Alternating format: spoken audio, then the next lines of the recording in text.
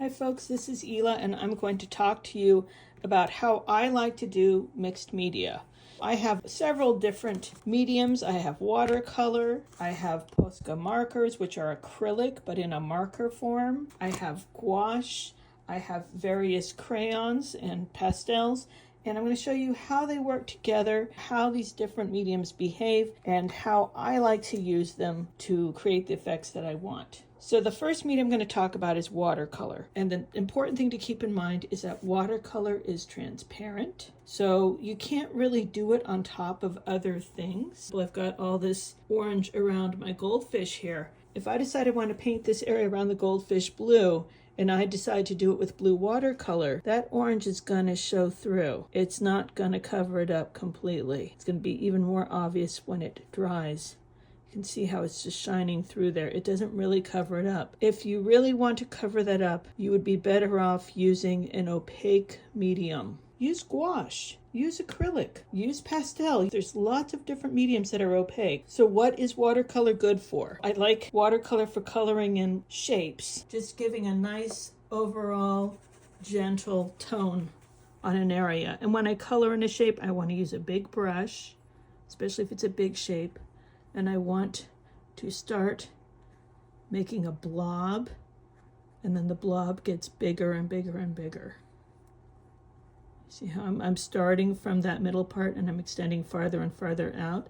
And let's say I want to have other colors and I want the transition from one color to the other to be subtle. I can do that. Go in with another shade of green. You see how it's just kind of softly blending together? Kind of pretty. So it's quick. It's gentle. It does take a lot of practice, but it is a skill worth learning. After I've colored in my shape, I can go on top of that with other mediums and continue to have fun. So it's like the very first layer to build on top of. And you notice I'm working kind of light. You can go in with darker colors later. Another thing to know is that watercolor does relate to the paper a lot. So if you're using thin drawing paper, printmaking paper, it's gonna warp the paper. It might soak through the paper. This is a really smooth watercolor paper. It's thick, it's heavy.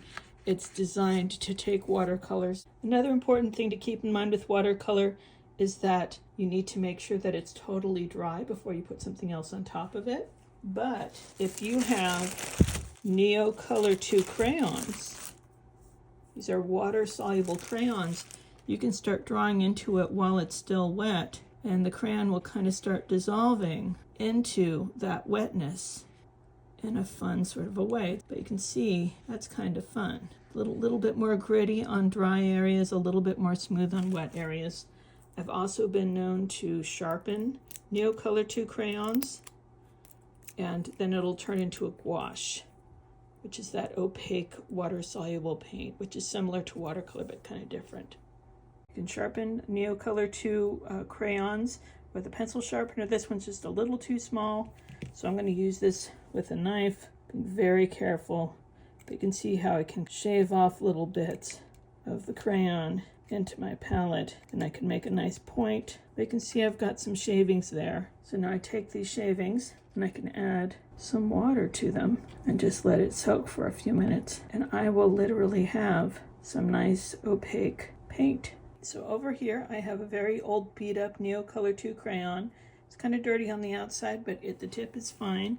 And this paper is still a little bit damp. If I put this crayon directly on top, you can see how it's more opaque. Another opaque medium that you can use here is the acrylic marker. So this is Posca brand. And you can see how it just covers it up. If I want opacity, this is a good one to go with. You can press it down if it starts to dry out, and that'll help the paint flow.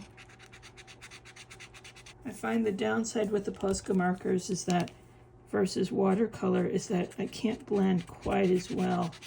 So I can blend in a little bit with this white, but it means this white might begin to start looking blue. Acrylic markers are really good if you enjoy line work. If you want to color stuff in, you can, but you can also just really have fun with scribbles and different effects using lines.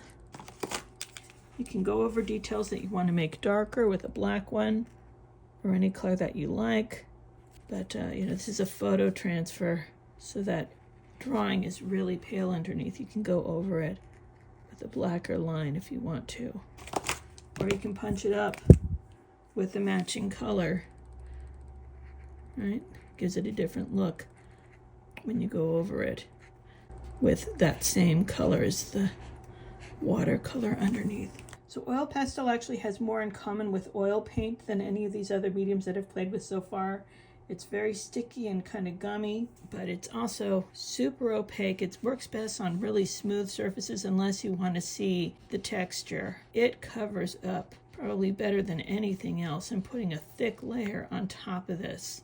But getting a smooth, tight edge is more difficult. How do you do that? I'm going to have kind of a smudgy edge here. I'm just smudging it with my finger as close as I can.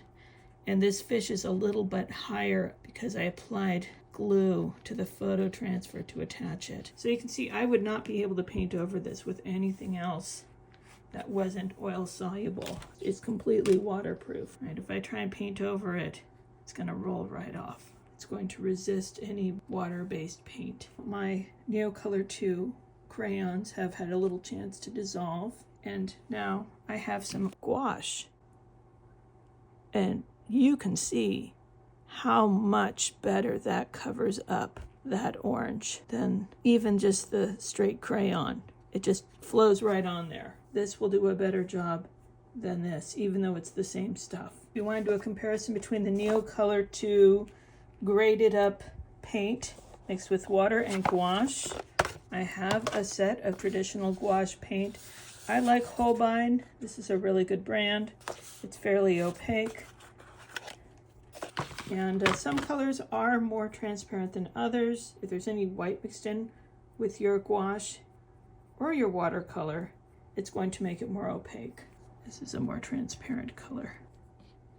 So I have a little bit of white in this one mixed with some green, and if I mix the two together, you're going to end up with a more opaque color and a lighter color as well.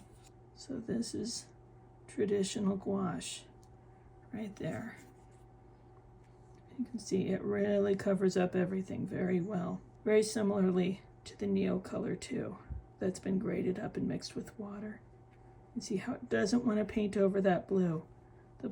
This blue resists it because it's that oil pastel. All right, one more medium I'm going to show you guys are colored pencil. Colored pencil is much more delicate. I think it goes really well with these photo transfers. It has a similar, very light sort of quality. If I want to color in a background, my hand's probably going to get tired and cramp over time because it's just you have to press and rub really hard. But sometimes it's kind of satisfying.